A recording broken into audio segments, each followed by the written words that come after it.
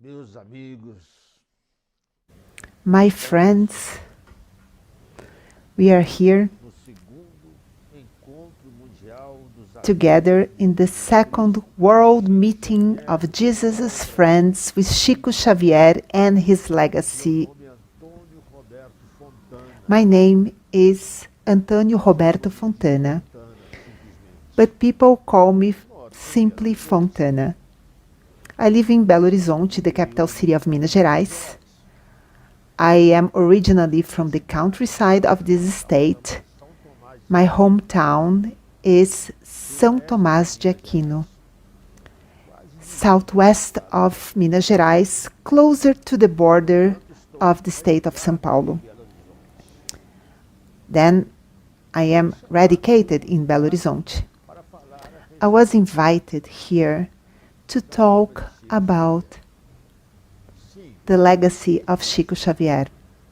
Yes, I've met Chico Xavier. amado Chico. I've known him, our beloved Chico Xavier. Eu não sou, I would like to point out that I am not falo a lecturer. converso I speak in my meetings, in my reunions. We talk about Chico Xavier. quero dizer que desde a minha infância I would like to start with clarifying something. Even though I was raised in a very small countryside in Minas Gerais as a Catholic, and I participated of the Catholic rites, I was even an altar boy, my ideas around Spiritism began in my youth. com a minha avó, I had the opportunity to learn from my grandmother, Maria Braia. de Franca, estado de São She lived in Franca, a city in São Paulo, but she would from time to time come to my hometown. And I had the chance to participate in the Spiritist conversations. I was 12 or 13 years old at the time. So my knowledge of the Spiritism Paulo, minha infância, minha juventude. has begun in my childhood. Nos interessa mais I started participating. I started to learn about the Spiritist doctrine. I first heard about Chico Xavier when I was 12 or 13. logo me interessei. Quando I Xavier que ficou got really interested. When I heard his name, Chico Xavier's name, something awakened in me. Chico Xavier, A friend told me, "Have you heard about Chico Xavier, a medium? He works at the city of Pedro Leopoldo." I got interested. The first thing that I tried to do na minha terra, was to procure a book. Even though my hometown had no bookshops, I was able to acquire a book by Ramiro Gama, Lindos Casos de Chico Xavier, Beautiful Stories from Chico Xavier. I was so enthusiastic about his work. This book was published in 1952. Okay, How I Met Chico Xavier. That was in 1959. He was already working at Uberaba. I visited the city of Uberaba. trabalhando no período de férias, fui lá. I was working and I had a vacation, and then I visited Uberaba with a few friends. I went to Spirit Christian Communion of Chico Xavier. He was already working in Uberaba. He moved to Uberaba in January 1959. I was eager to meet Chico Xavier, so I got closer to him. It was not easy to talk to Chico Xavier, how to get closer to him. A gente chegar perto, aí It was not easy for me. já tem que pulo, aquela fila. Emotion De lado, took charge. There were two lines. On one line of people, Chico Xavier was attending to people. And the second line, Valdo Vieira was attending another group of people. I didn't know how to speak. I didn't know how to present myself. I gave him my name, and then I decided to introduce myself by telling Chico, I am the grandson of Maria Braia. She's a medium, and Chico immediately recognized her name. He said, "Oh, Maria Braia." And he started to talk to other people around about her, about my grandmother. Maria Braia, he would say. Maria Braia, she works in Franca. She's a medium that prescribes meditation. She does the laying on of hands. She works for Spiritism. I didn't have the words to talk to Chico. But he told me, one day you will work for the Spiritism. You'll be a worker. I didn't have too many things to say or to ask. When I got closer to Chico, it seemed that I got speechless. But I really enjoyed listening to him. So I hugged him, I received his embrace, and that was our first meeting. Speaking of Maria Braia, I'm going to tell a story. Maria Braia, living in Franca, residing in Franca, she wouldn't move around much. She had difficulties moving around because she had health issues, especially a problem in her feet. People would say, aren't you going to visit Chico Xavier? And she would answer, I can't travel. But then Chico, sometimes he would go to Franca. In one of the visits to Franca, one of Maria Braia's friends, Dona Leonora, she decided to take my grandmother to visit Chico Xavier, to talk to him. While receiving my grandmother, he decided to talk to her privately, and they started speaking, Maria Braia and Chico Xavier. They discussed about the spirit that worked with my grandmother. The name of this spirit was Otília do Amaral.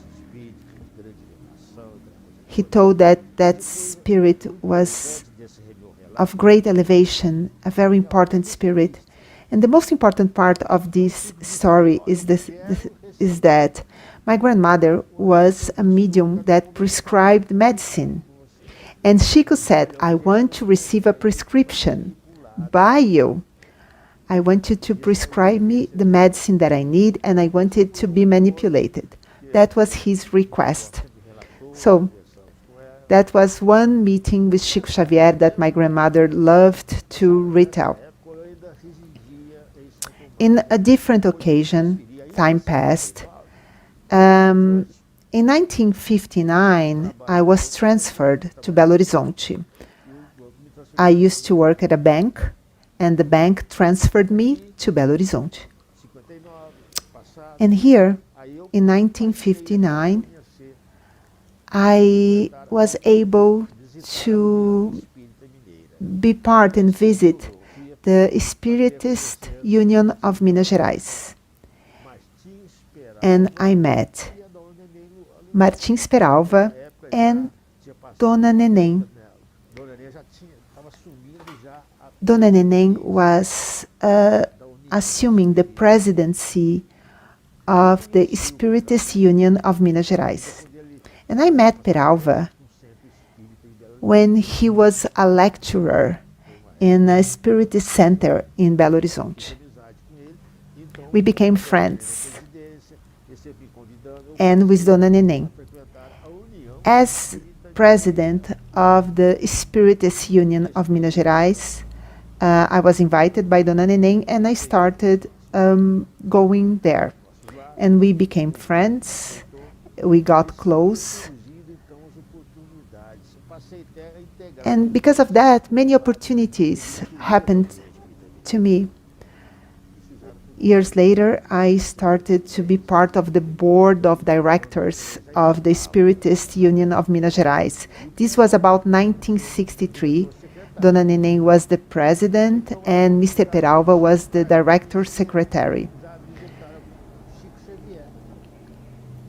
And this gave me more opportunities to visit Chico Xavier.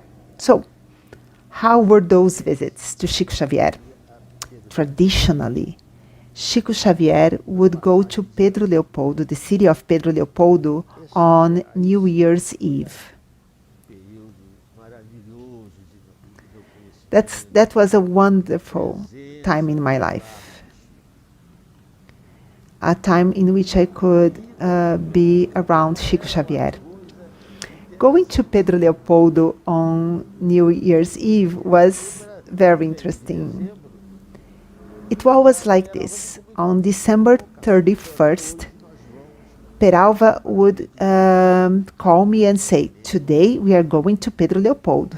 Me, Dona Neném, and you. And we would drive there, we would go on my vehicle. On December 31st, Dona Neném was always apprehensive, always anxious to receive news from Pedro Leopoldo, and Dona Luisa, Chico Xavier's sister, would call Dona Neném and would say, Neném, you can come.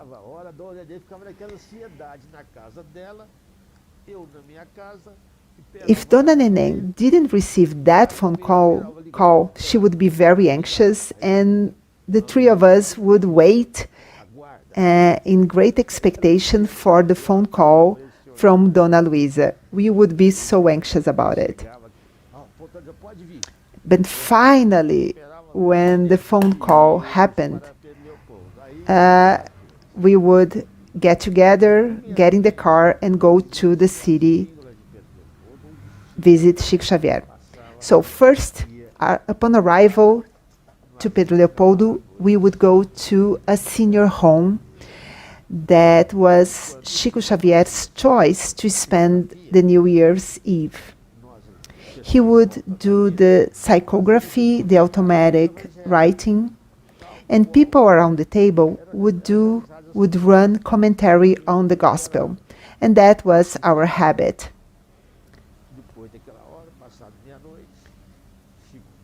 After midnight, Chico would read the letters, all the messages to the people that were there, letters that were specifically addressed to people that were over there.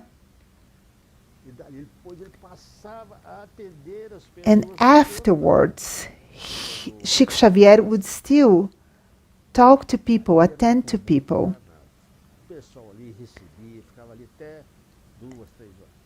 People would be there until 2 or 3 a.m.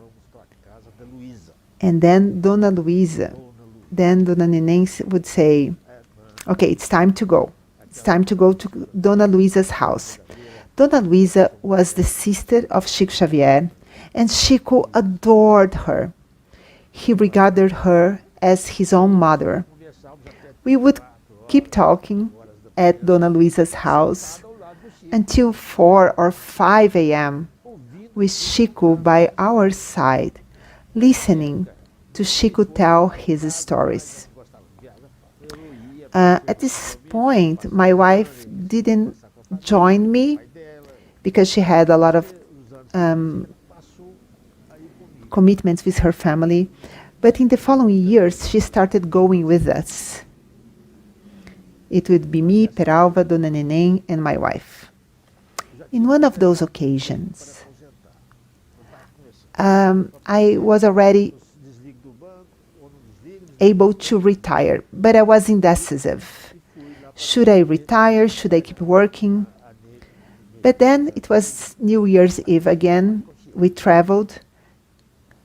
And my wife told me, why don't you ask Chico what he thinks? When I got near Chico Xavier, yet again, I lost my words. It was always difficult for me. But Chico anticipated my question. He said, look, you have work. Stay at work. Keep working. Don't retire. And then he raised his voice and talked to everybody that was in the room. And he said, this is for everybody that is here. If you are working, if you have work, keep working. If you have this safety, keep working. At this point in history, Tancredo Neves had already disincarnated. We were in a bit of political turmoil in our country. So Chico Xavier told us, stay where you are, keep working. This moment, that was a very remarkable moment for us. Time passed by. Chico would come to Belo Horizonte. Besides the New Year's Eve, we would be together in different occasions. In one occasion, it was April 21st. Chico came to Belo Horizonte to receive a commendation. April 21st. We were here in Belo Horizonte at Praça da Liberdade, Liberty Square, at around noon. Me and Dona Neném, Mr. Peralva, we were complimenting Chico. We embraced him. And Dona Neném told me, Fontana, now you have to go to Pedro Leopoldo, to the city of Pedro Leopoldo, okay? And we spent a wonderful day, a fantastic day. I remember that upon arrival to Pedro Leopoldo, to Dona Luisa's home, Chico left the car. He was getting ready to get inside the house, and he was approached by a woman. There were a lot of people coming, but this woman approached Chico and said, I need you to pray for my husband. He has a drinking problem. But Chico looked at her and said, you need to be patient with your husband. Be calm, be patient with him. I thought that comment to be a little bit odd, because it was strange that he would recommend patience to this woman. Afterwards, Chico took his rest, and he started telling us the story of his father. Maybe that story was triggered by the woman who approached him. Maybe that might have touched him. But Chico started speaking about his father with such emotion, with impressive emotion. He would tell us about the struggles of his father. His father had many children to raise and provide for. And he did this with great difficulty. They had little money, so to help provide for his family, he would sell lottery tickets.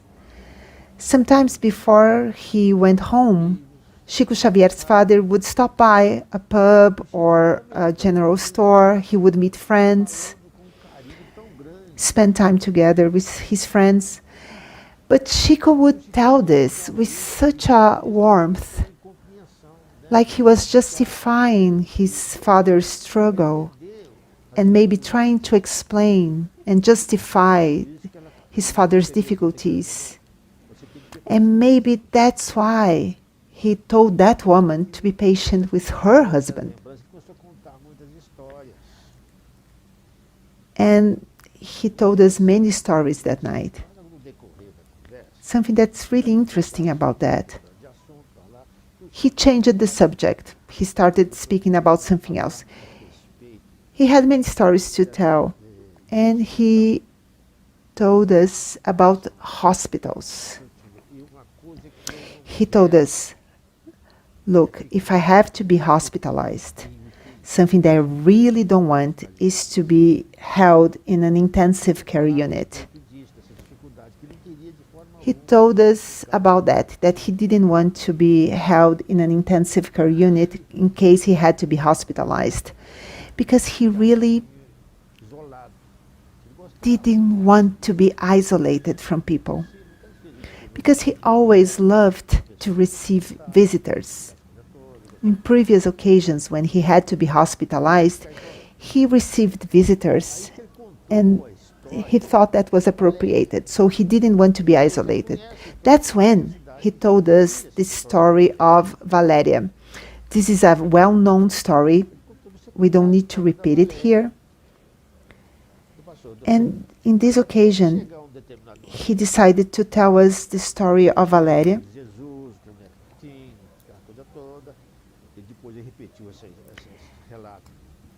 That was a story that he would repeat over and over afterwards, even on TV shows.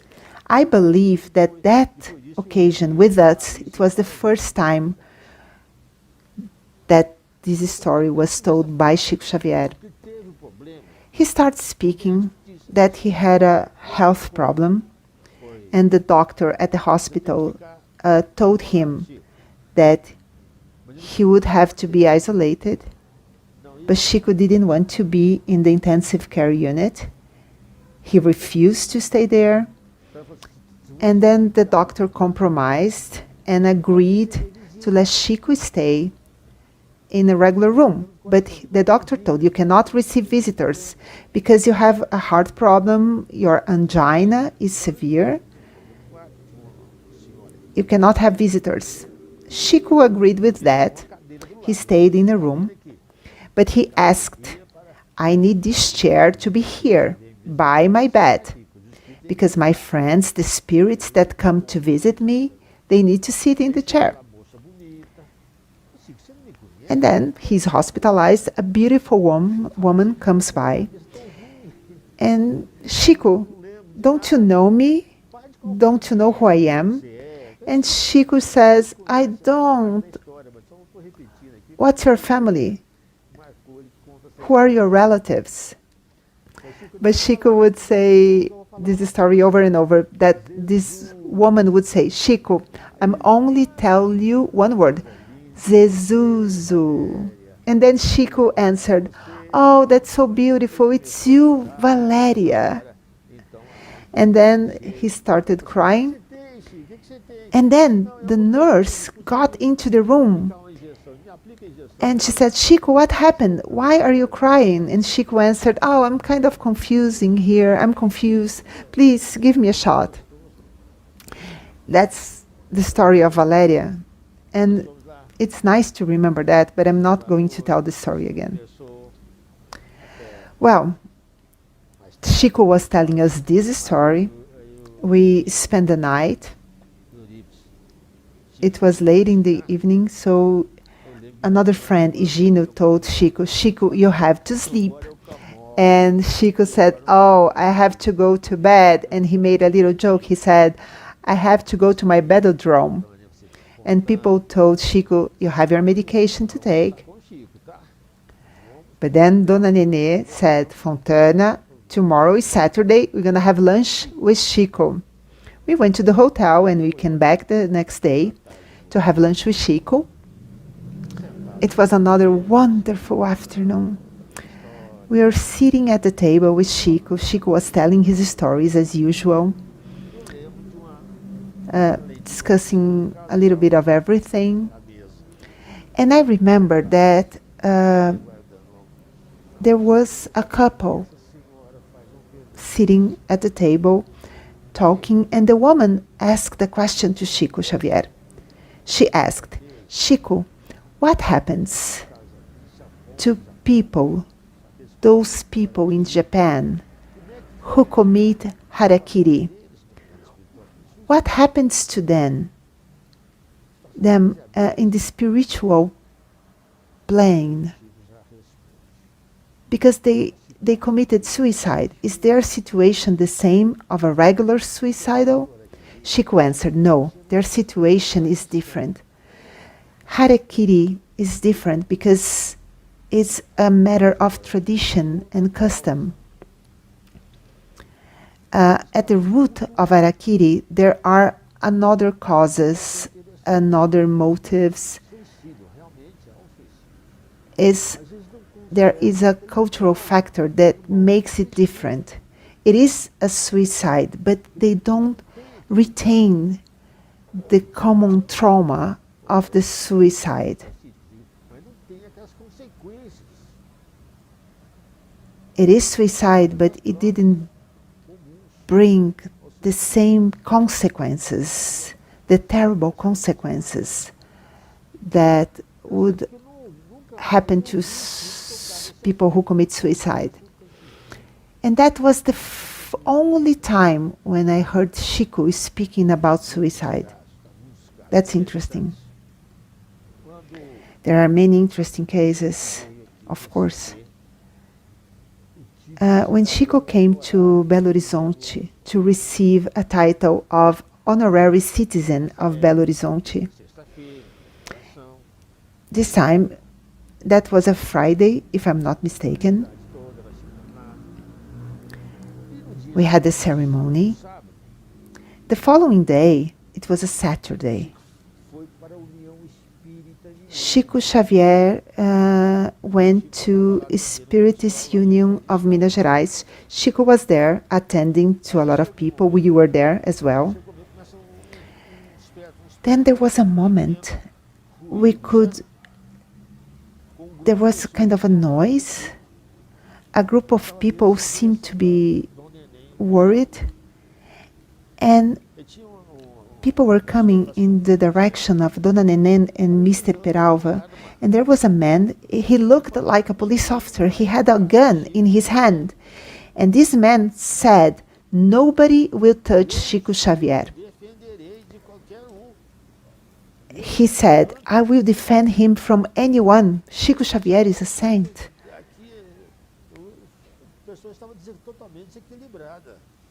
And it seemed that that person was in complete distress. So the people at the Spiritist Center became apprehensive. And they noticed that Chico stepped back. He lowered his head. He kept getting away from this man with the gun.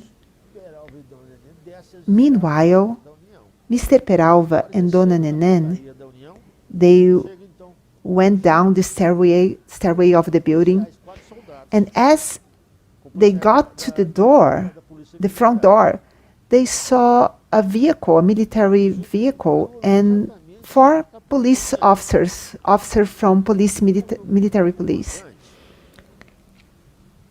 The commander was a sergeant, and the sergeant approached Mr. Peralva and Dona Neném. Mr. Peralva said, "Thank God you were here. You got at the right time. We have a problem upstairs." Before they could explain anything, to Mr. Peralva and Dona Neném's surprise, the sergeant said, "Nothing to worry about. We are going upstairs." Mr. Chico Xavier summoned us. He went to the bus station and he called us to help. We came immediately.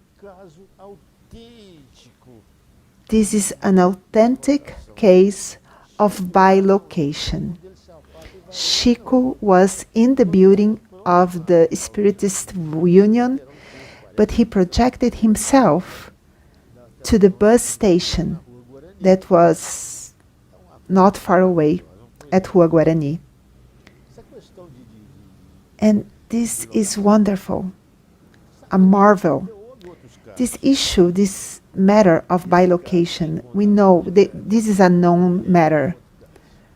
Dona Neném used to tell a story about another occasion when Chico Xavier performed this bilocation. She used to tell. Uma viagem a Uberaba, One day, they were in the city of Uberaba.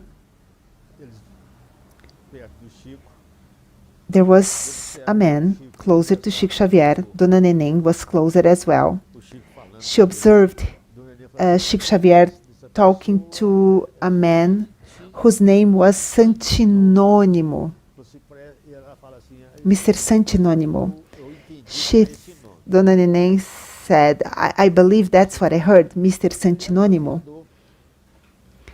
He was an aviator. Ele era um aviador, então ele He was an aviator. viagem, estava fazendo uma viagem. And Mr. Santinônimo was traveling to the state of Maranhão. And one day he decided to land on a very small city Para pernoitar. in the countryside of the state. He needed to sleep over and take off the following morning. At 4 a.m., this man, Mr. Santinônimo, remembered that he needed to close the window that he had left opened so the fresh air would come in. Não fechou. But he went to sleep and forgot about the window that was open. And then, when it was around 4 a.m., he woke up to close the window. Ficou surpresa dele, a janela estava He decided to close the window, and to his surprise, the window was already closed. fechada. He found it a little bit odd, but thought nothing about it. Para Dona Nenê e o Peral. Telling this story to Dona Neném and Peralva, Lá o nearby Chico Xavier, foi visitar o Chico, Chico fala com ele assim, eles estavam perto dele. and Chico Xavier Perto do Santinho. was nearby, Mr. Meu caro Santinho. Santinônimo, Chico Xavier, and Dona Neném heard Chico Xavier saying, "My dear Santinônimo, you gave me a fright by letting that window open in the hotel. Fui fechar. I was really afraid that something bad could happen to you, so I went there and closed the window while you were sleeping." So you see, Chico traveled all the way to the state of Maranhão to close the window for his friend. This is another case Ligação. of bilocation. Agora, voltar ao assunto lá aqui Now, going back to the story of this moment in here, Uberaba, Belo Horizonte, da questão aqui da União Espírita Mineira, speaking about the Spiritist Union of Minas Gerais. Dona Neném tells this story. She told this story over and over again. Dona Neném said that she had promised a friend from a secretary of the city hall, of the House of Representatives of Belo Horizonte.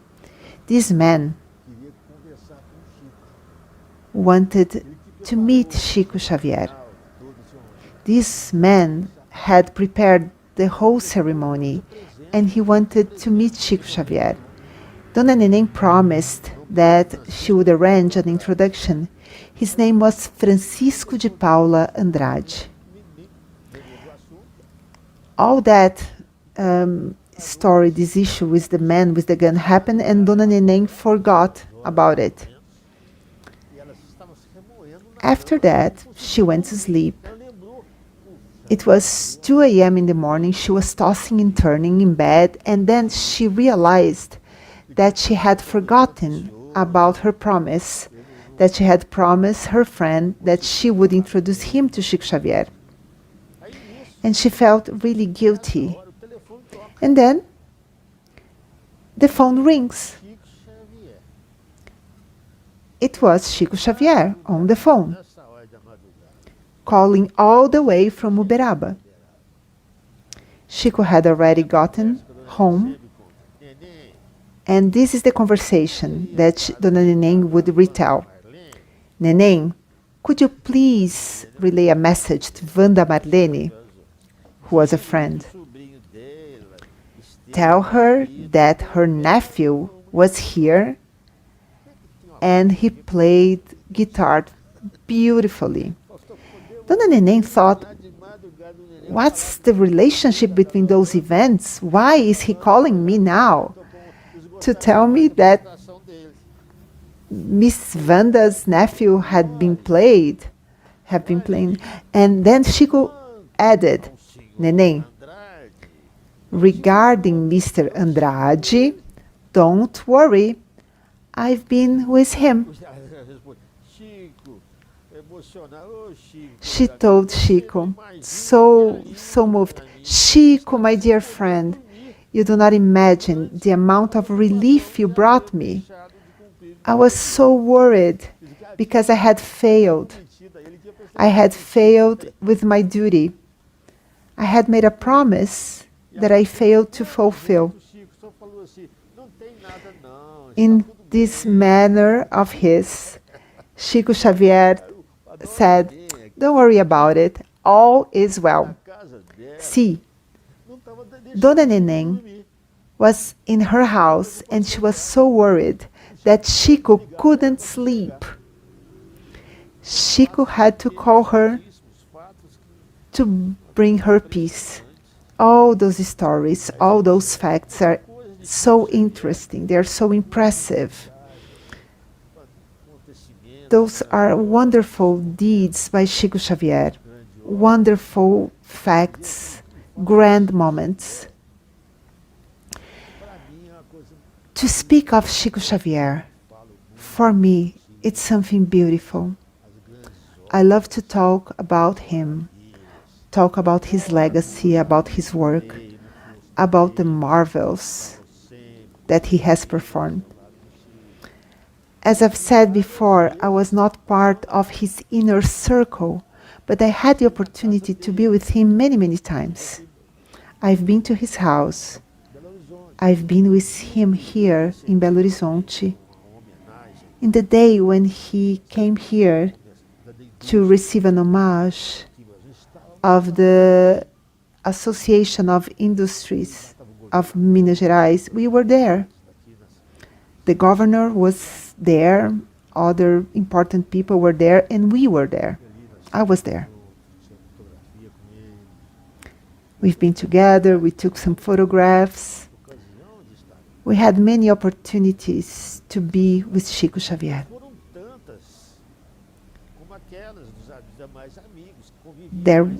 Those weren't so many as the people who were closer to him, people from his inner circle, but the moments I had to share with Chico Xavier were so wonderful.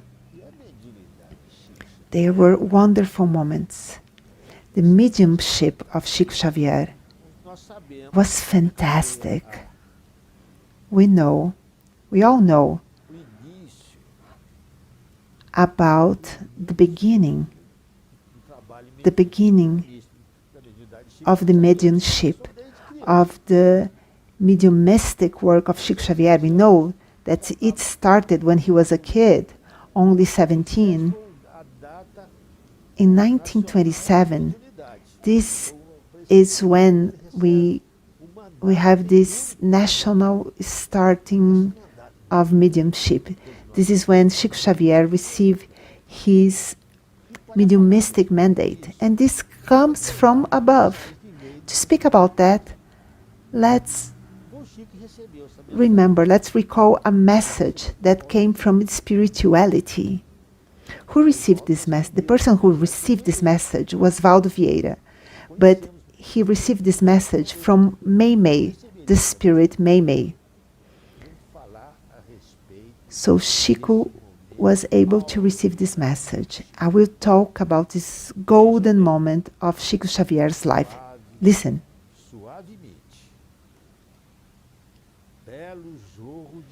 Soft, smoothly, beautiful gush of light descended from the amplitude, crowning totally the plain house where Chico was, right? It would seem that the construction had been reached in seconds by flashing cascade of luminescent rays. The roof became inflamed with rutilant laurel. The walls, colored by occult luminaries, became transparent, emanating calm sparks. From windows and doors flowed unexpectedly torrents of blessings, as if the inner atmosphere were flooded with nutrient energy. Gentle flames dissolved the shadows, unbuttoning premature dawn in the midst of the night darkness. The firmament in the summits seemed warm umbel lying down silver-plated flowers on the vitality of the human nest, which had passed from the condition of dull enclosure to refulgent island in the darkened sea of masonry. The insects of night chirruped with more tenderness. Dogs of the vicinity placated the yelping, and the inhabitants of the adjoining residences experienced, without noticing, the intangible presence of a deep peace. However, in the domestic intimacy, it accentuated dazzlingly the festive panel, as if a magic wand may be born of people and things, balsamic radiations of understanding and sympathy. It had been dressed of surprising greatness, the modest chamber, converted in enchanting backwater by lustral breath of pure love that fastened musical smiles of kindness in each physiognomy. Effulgent halos covered all the forms, embellishing their lines and the colors under the power of unknown chisel. Aureoles of splendor touched the residents' emotions. Tears of jubilant hope fluttered, stealthy, in illuminated eyes of reinvigoration. Faces shone confidently.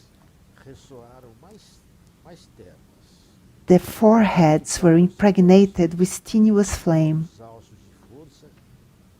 Words resounded, more endearing. Hearts were animated in new breaths of force. The emotion ascended to ignored prominences in transports of irresistible candor.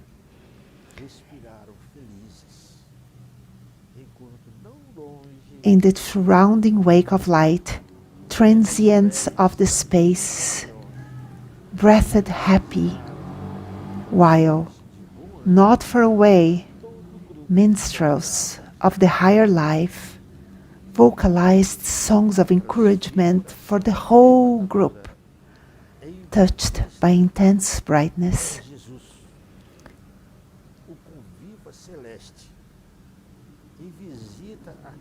The overpowering and unexpected transfiguration was Jesus, the celestial guest in visit to the humble house. It was settled there, the sanctifying cult of the gospel. Wonderful, beautiful.